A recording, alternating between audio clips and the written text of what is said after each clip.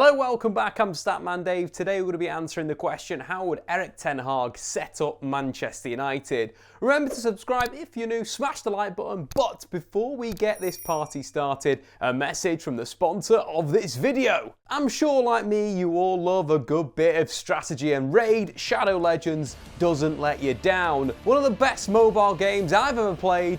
Winning in Raid requires you've got to build your squad, improve your champions to dominate everyone else, and make great decisions to make the right moves at the right time. Raid is an incredible campaign and not only teaches you the ropes, but it's a great opportunity to level up your champions before you hit up the dungeons for bigger and better loot. My favourite thing about Raid is how customizable it is. You can decide if you want to play on the counter attack or you want to Gegen press from the front. My favourite three features of the game, of course, is the arena being number one, where you can set your champions up against the opponents, but you can also set them up to defend. The Doom Tower as well, a monthly challenge that requires you to clear a whopping 120 floors. And the latest feature that's just been released, the Guardian Ring, which makes use of your duplicate champions as they can empower your champions to make them even stronger. There's a constant stream of content added every single month.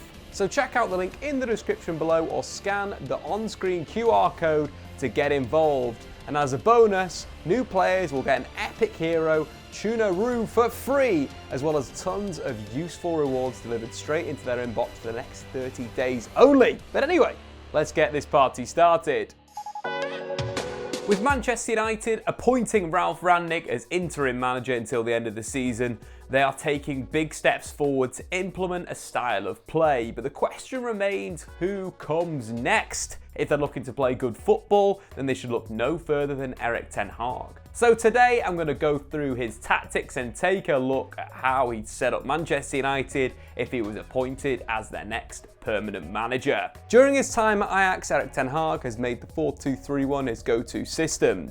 In his 3 full seasons in Amsterdam, Ten Hag has had two distinct sides. His 2018-19 Champions League semi-finalist used more of withdrawn number 10, a winger pushed up high. However, after this team was dismantled by Europe's elite, Ten Hag evolved. His new Ajax uses standard 4-2-3-1, but the starting shape is the only thing standard about them. Like many of the most sought-after modern managers, Ten Hag deploys a vertical tiki-taka style of play, or possession with a purpose. Ten Hag's Ajax adopt a 4-1-4-1, a 3-3-1-3, or even a 3-4-3 diamond in possession. Within this structure, there's a lot of rotation and positional freedom, and it's testament to Ten Hag and his coaching team as they move as a cohesive unit, even when the players have interchanged positions. With the ball they build out from the back, Ten Hag prefers capable ball players in deeper positions. Because of this, Daley Blind has been a mainstay in both of Ten Hag's Ajax teams. In the semi-finalists, Blind played at centre-back alongside Matthijs de Ligt, whilst in the current setup, he's played a lot of minutes at left-back. Because of the passing nature of Ten Hag's philosophy, he creates lots of passing options for the player in possession, sometimes as many as 5 forward options. This makes ball progressors, like Daley Blind, Ten Hag's favourites, as he leaves the most of his dynamic work to the forwards. In attack, Ryan Gravenberch steps up into the same line as Ten Hag's number 10, becoming more of a 3-2-2-3. At this point, there's a distinct attacking unit and defensive unit that supports the forwards, but they're not disjointed as Ten Hag uses positional play to create overloads for his sides. Often this isolates Ajax wingers in 1v1 situations, where they can look to beat their man with a dribble and pick out a teammate. But what's really nice about Ajax style is how they look to create these 1v1s and numerical superiority and overloads. They do this by first dragging a defender out into a 1v1 before we see a forward run from a midfielder combined with an underline pass. This forces a centre-back to move wide and deal with the underlap, often creating a 3v2 in Ajax's favour on the remaining defenders. Then, when the underlap is received, the player delivers first time. A big reason why this is such an advantage is because the Ajax players are expecting this to happen, thanks to their work on the training ground and the speed of their action. When these things happen, there tends to be minimal touches, from creating the 1v1 to getting the shot on goal, which maximises the advantage created for the central attackers. When Ten Hag's side lose possession, they deploy an aggressive counter press,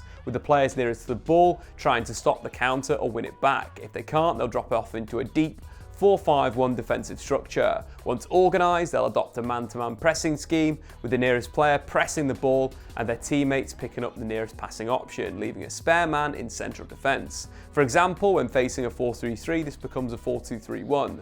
Whilst if it's up against a double pivot, the side can rock to a 4-3-3. Despite using a 4-3-3 during his early days at Ajax, United lack a number 6 to make full use of this shape, so you expect Ten Hag's United to be set up in a 4-2-3-1. In goal, David De Gea would continue. Whilst Ten Hag has used a good footballing goalkeeper, De Gea and Dean Henderson are comparable with the ball at their feet, with De Gea actually completing marginally more passes last season than the 24-year-old. In the back four, ball progression is key, so I think we could see a change which would suit Ten Hag's build-up. At Ajax, we saw Daley Blind at left back, tucking in to create a back three, whilst right back Mazraoui operated in an inverted role. This influences the rest of the team, as the right defensive midfielder is more defensive, while Gravenberch operates on the left as a Mazzala. The wingers hold their width, although on the right it's inverted, with Antony's left foot being the strongest for him to cut inside. Because of the nature of this role's attacking midfield, Berghuis operates centrally or in the inside right channel, whilst Gravenberch takes up the inside left channel when he joins the attack, creating an asymmetrical 3-2-2-3. If you assume he implements this at Manchester United, there are question marks over the direct copy and paste, as United don't have a natural left-footed winger and a left-footed right winger. Similarly, there isn't a right back in the squad that can play the inverted role like Mazraoui. Obviously, this could all change with transfers, but taking United's squad right now, I think we'll see Ten Hag system flip with an inverted left back and Mazzala in right central midfield and right-footed wingers. Given where these players could play, I think we could see Victor Lindelof at right back and Shaw at left back and Maguire partnering Varane centrally. Luke Shaw has the quality of pass to play in midfield, so an inverted role suits him, whilst not completely limiting his attacking output, as he can still make forward runs from that position. Lindelof at right back wouldn't work in a traditional system, where you'd expect to overlap. But where he creates a back three in possession, I think it could be perfect. The Sweden captain is very calm in possession and good at playing progressive passes. This is key for Ten Hag. Alongside Maguire, Varane and Lindelof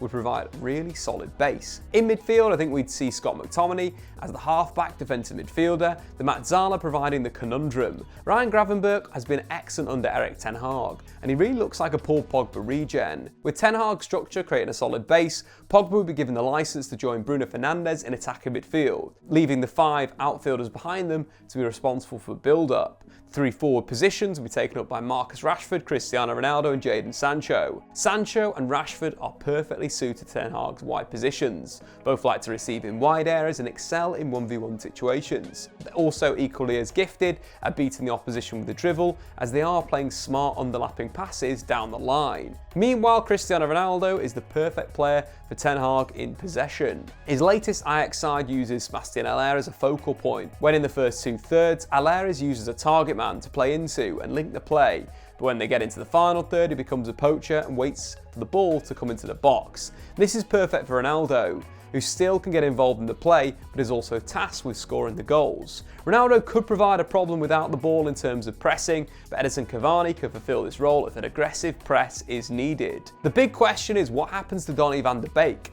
Under Ten Hag, Donny had his best success at number 10 in Ajax's semi-finalists, which saw Hakim Ziyech operating on the right-hand side as the side's primary playmaker. If reuniting with Donny saw Ten Hag return to his 4-2-1-3, we could see Bruno Fernandes operate on the left in Ziyech's role. If it was a full copy with a false 9 and goal-scoring winger, then Mason Greenwood could feature in either role. Realistically, it'd be Ronaldo's understudy until the legendary number 7 retires, so could make the right flank his own. If Erik Ten Hag were to take charge of Manchester United, they would need to be patient. The Dutchman's philosophy is very similar to the philosophy of Ajax, so this type of possession-based total football is taught throughout their academy. Even during the success of Sir Alex Ferguson, this wasn't the philosophy, so to expect Ten Hag to come in and revolutionise the club from day one is crazy. That being said, Erik Ten Hag would be a very smart appointment, one of the best managers in Europe with a free-flowing attacking style that promotes and nurtures youth. Ten Hag might require patience, but it'd be worth the wait. But anyway guys, what do you think? Is this how you see Ten Hag setting up Manchester United? And let me know in the comments below, who do you want to see managing United next? I've been Statman Dave. Dave, subscribe if you're new. Check out Raid Shadow Legends in the description below. A banger of a game, and we'll see you next time. Thanks for watching. If you've enjoyed this video, why not check out some more content on the Statman Dave YouTube channel.